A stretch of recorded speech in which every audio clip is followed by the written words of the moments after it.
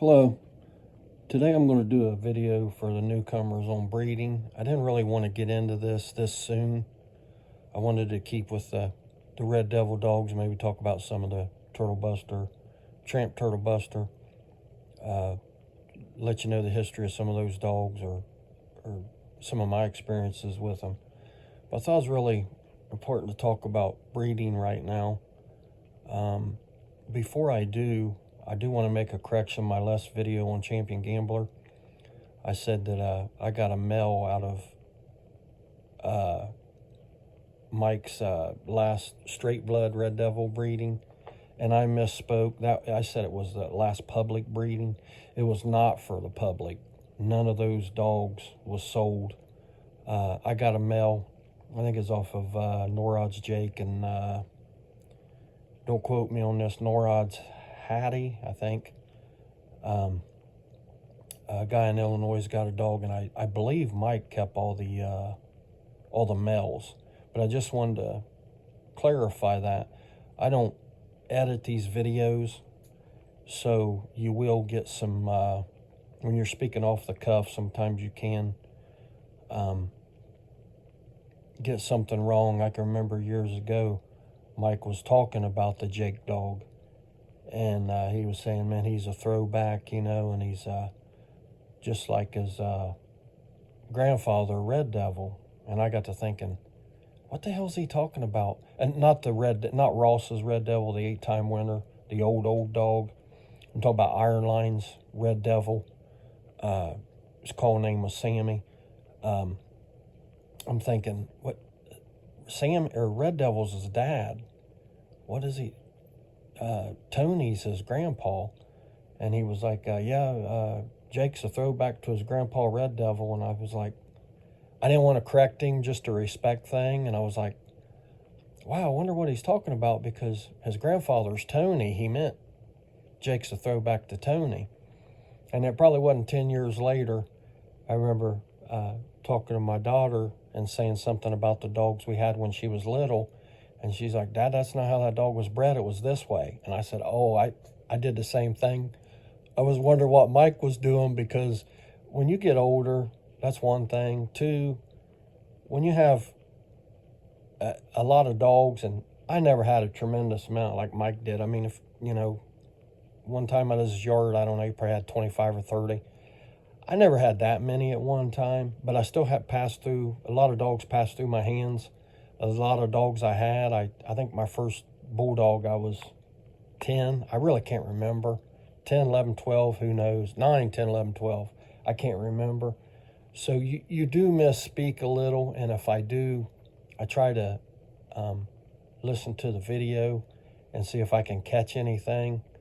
So that's the reason for the misspeaking, and I do apologize. But anyway, I'll get to breeding.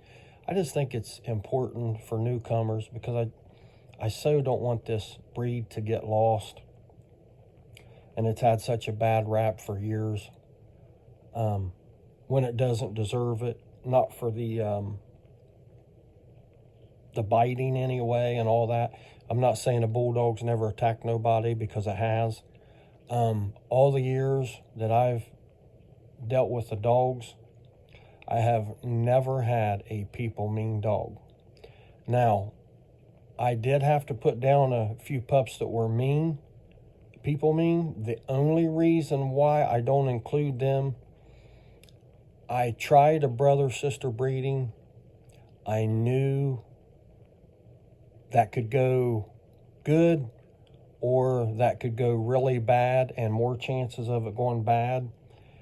I took a gamble against my better judgment. I did it anyway. And I did a brother or sister breeding. I think I got 3 males. One was great, man. He was a really good bulldog, really good looking, good disposition, just your typical bulldog. The other 2 males were meaner than hell. So that was and they were put down. I did the right thing. That was my fault for trying that, but I would have never released none of those dogs to the public, knowing that it was a brother and sister breeding, and you might get some screwballs out of it. But breeding's important I think the hardest thing for me about breeding is being sassy about my beliefs. Right now, I just want to be unity and all that. But I do have a prejudice against the big dogs. I try not to express that much. It's called an American Pit Bull Terrier. There's nothing about a terrier that is 120 pounds, 150 pounds. It's just not. But we're all in this together, so I try not to talk about that too much, but I don't think there's anything wrong with me saying I just don't like the big dogs. They was bred genetically to be that way. If you get a big dog, just like we get big men, guy can be born 6'10", but that's not common.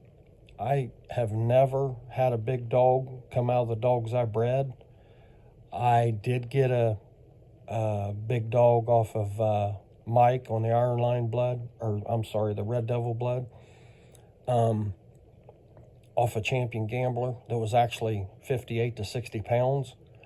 But he still threw little dogs. I got dogs off of him 32 pounds. So just not a fan of the big dogs. That's just not, they're genetically produced to be big. And that's not a terrier. That's just my soapbox for this moment. But if you're wanting to breed these dogs true, it's American Pit Bull Terrier. They're not huge. My average dog was probably 40 pounds. I actually had a few that were 28, 29 pounds, which is the guys I was around and yards I've been to, very rare to be that small. And them's throwbacks to the Irish and Welsh dogs of the 20s that were, in their 20 pounds.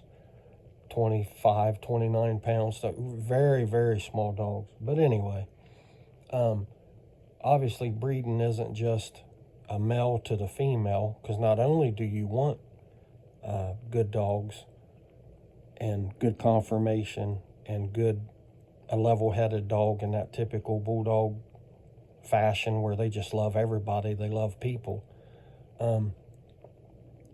You obviously want to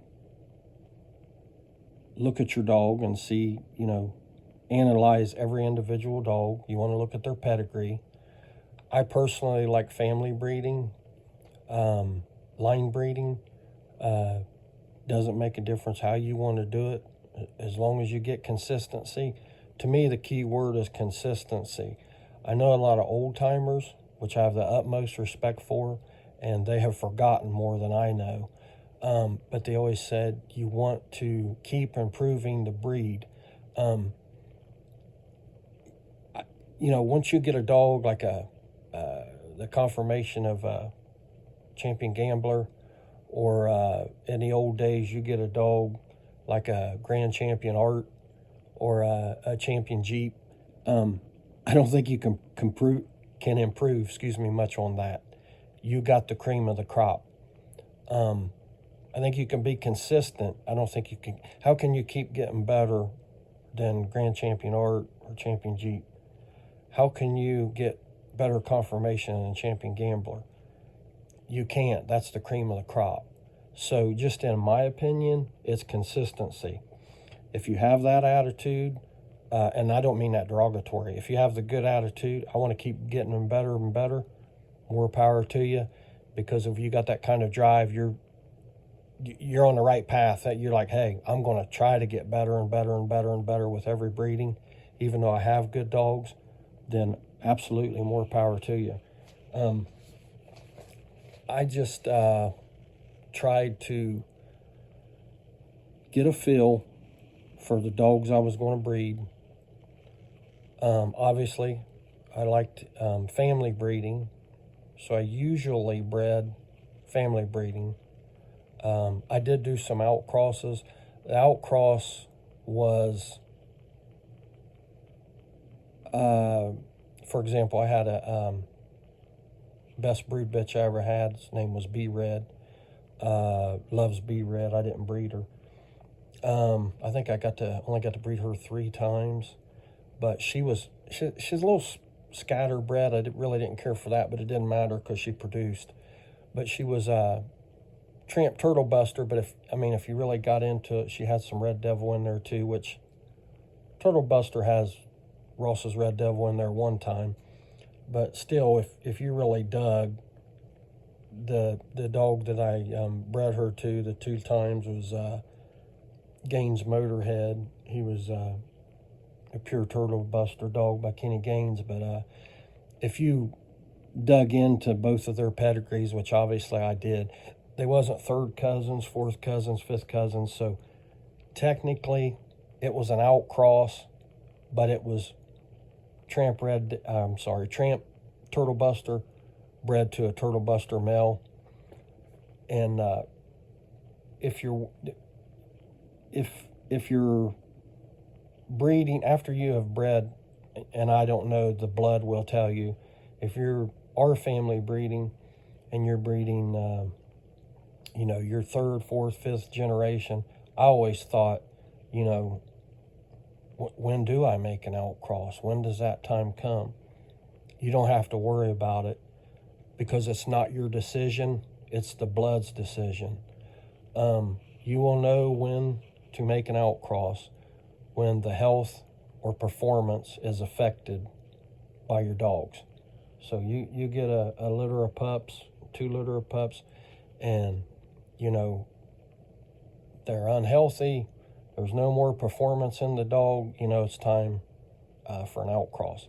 And when I did that breeding from B Red to Tramp Turtle Buster to Motorhead Turtle Buster dog, I wasn't trying to do an outcross. I had just really liked that Turtle Buster blood, and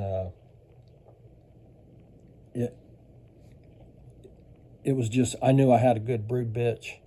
And let's put it this way. I guess it was a situation where I said, whether it's blood or not, I know they're closely related bloodlines, and he's a really good producer, and she's a good brood bitch.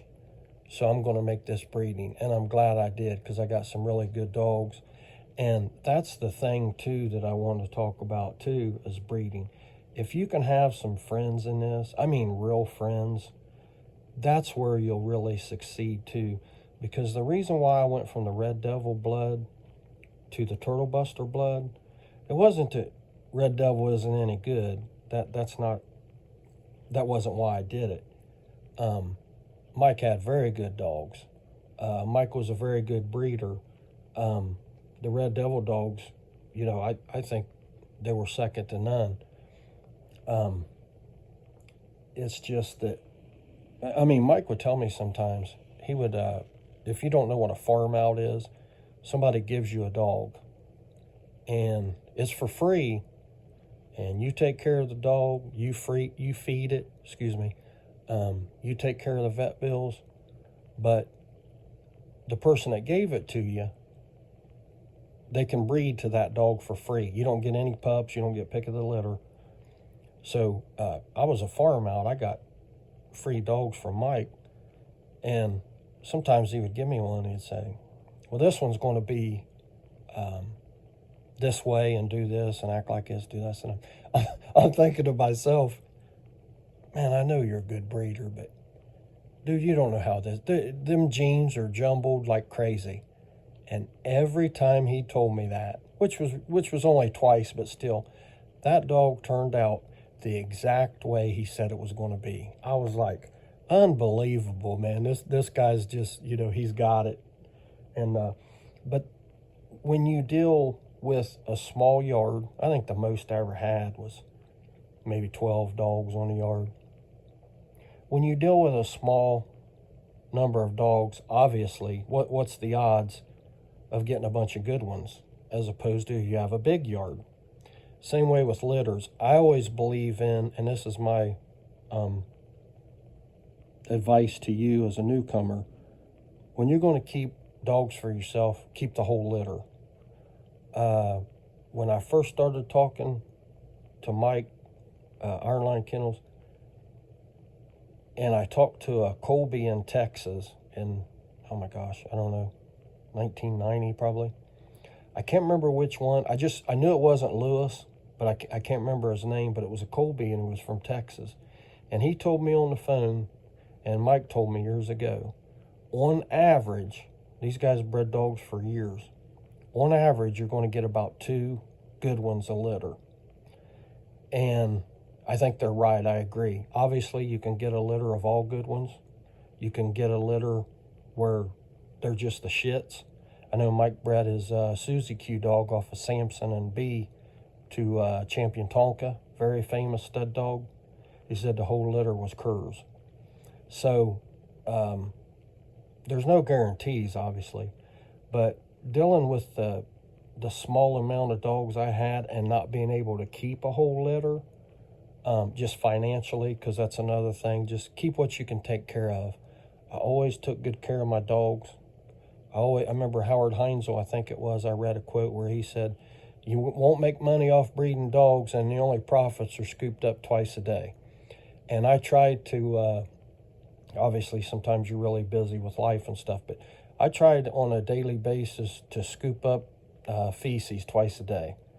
I always wanted a clean yard, always wanted a good, you have flies if you don't clean up, and I've been to yards like that, and you got flies on the dog's ears and everything, and it's just like, so, afford what you can, but if you can keep the whole litter, you would be better off.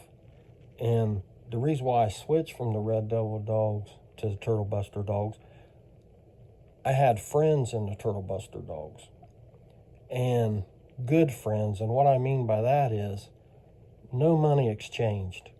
No money exchanged hands. If I wanted a dog off my buddy, a pup, I say, hey man, I get a couple out of that litter. Hey, you can only have a couple. You can have 2 or 3. You can have 3 or 4 if you want. Same thing. He come to me. Hey, that breeding you just did, can I get a couple pups off of that? Hell yeah. Hey, can I breed to your stud dog? You know you can. Come on over. No money exchanged hands. And that improved my yard 100% because I had access to other dogs. I could breed to this stud dog. If my pups, I didn't like the way they look or turned out, I could breed to his pups when they got older, and vice versa. So you really do yourself a favor too by having friends in the dog that aren't greedy. Just give each other pups, give each other stud breedings for free, all that, man. It just really takes it a long way, and that helps improve the breed by itself right there. If you can, nothing wrong with selling pups, but I wasn't in it for money or trying to make money or trying to sell pups. I was in it to improve the breed. Not necessarily improve the breed, just keep the breed consistent and keep the breed around, since it's had such a bad name forever. The last thing, I think I'm getting a little long-winded here. I apologize. Sorry, I'm out of the dogs. My buddies are out of the dogs, so I don't get to talk dog anymore. So when I do these videos, I ramble on because it's so fun to talk dogs. I miss them. I miss having the dogs. I miss talking dogs. But just being consistent and doing your best. Man, if you're doing your best, who can... If you have a first generation of dogs and you don't really like, man, that's all right. Just keep trying. Just selective breeding. And just be honest. I'm on here for the newcomer. I'm on here to be positive.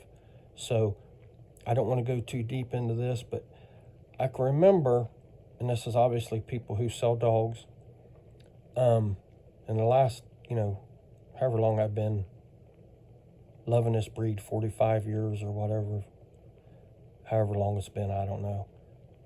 I have seen a couple of kennels that, they have 10 or 20 stud dogs, and the description on every stud dog is the same. Man, this one's the best. Breed it to a fence post, you'll get good ones. This one produces good bulldog. This one produces high drive and all this. And you revisit them, 5 or 10 years later, and they got a new set of stud dogs. These, in other words, they got the best in the world.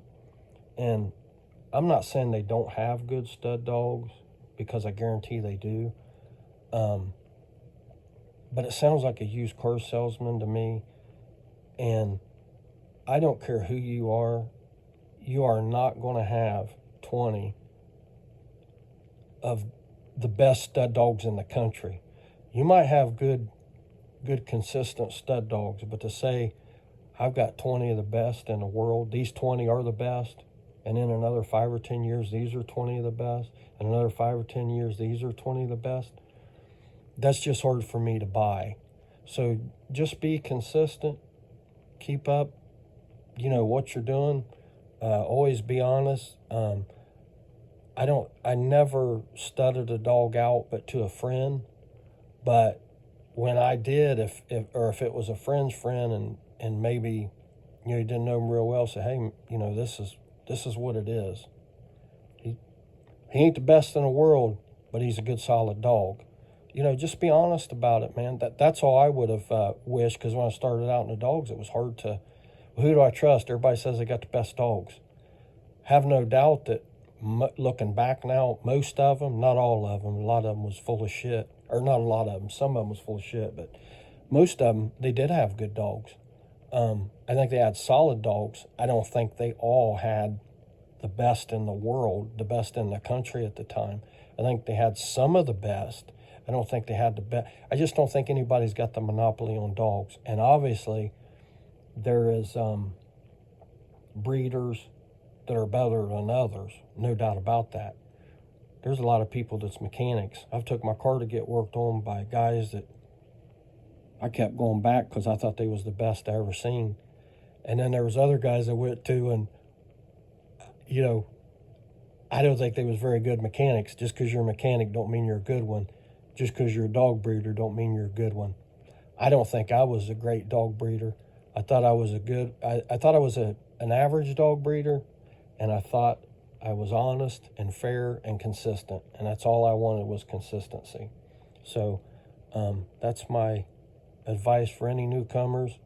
Just do it your way, as long as it's honest, as long as it's good to the breed.